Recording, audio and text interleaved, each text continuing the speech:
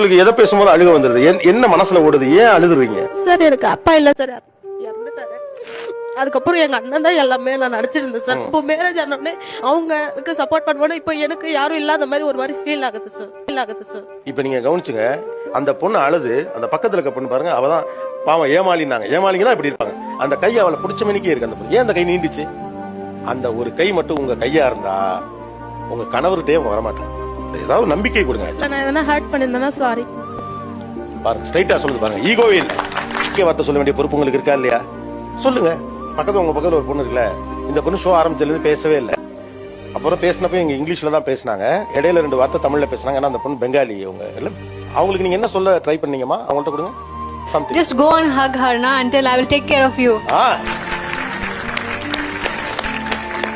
நம்பிக்கை கொடுக்கறதா வலுவானது. ஏன்னா எல்லாராலையும் நம்பிக்கை கொடுத்துட முடியும்.